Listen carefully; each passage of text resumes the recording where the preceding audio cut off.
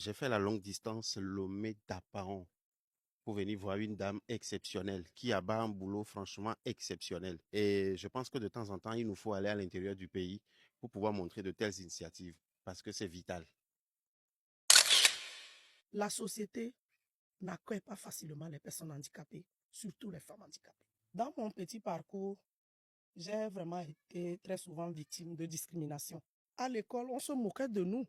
La manière dont tu marches, les autres se moquent de toi. Même si c'est pour prendre la parole, on dit celle-là aussi. L'handicapé, là, tu as la bouche. C'est toi qui sais parler, mais tu n'as pas de pied. Moi, j'ai entendu, j'étais épousée parce que tu me faisais pitié. Toi, tu as regardé dans toute cette ville, tu n'as pas trouvé une femme. C'est ça, là, tu es parti prendre. Donc, nous, là où nous sommes ici, nous ne sommes pas des hommes. Quand on est en groupement, par exemple, nous comme ça, quand tu vas pour faire un prêt, on dit on ne peut pas te donner parce que tu ne peux pas payer.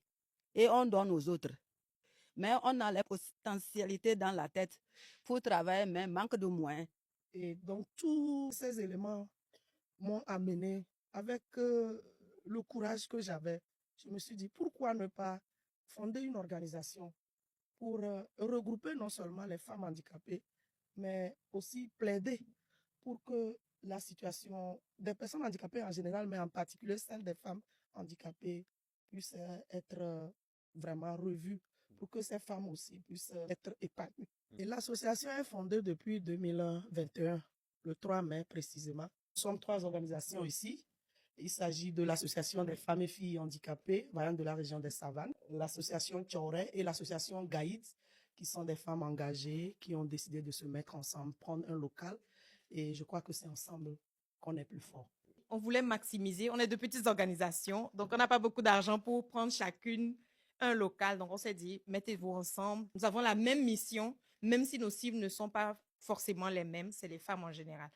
Et depuis que nous avons lancé nos actions, franchement, nous avons vu un engagement réel. Déjà, les femmes handicapées sont mobilisées. Nous avons senti que beaucoup étaient dans les chambres, elles n'avaient besoin que d'un espace où elles pouvaient aussi s'exprimer. Et ça a renforcé leur estime de soi.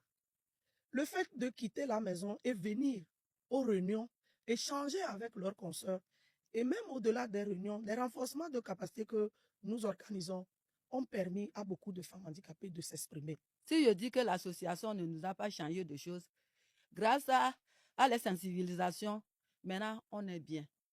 Là où on va, on est considéré. Mais avant, quand tu viens dans un milieu comme ça, on ne te considère pas. Je vais dire beaucoup merci à notre présidente. Par exemple, comment même maintenant, là, je m'explique là. Avant, je ne pouvais pas m'expliquer comme ça.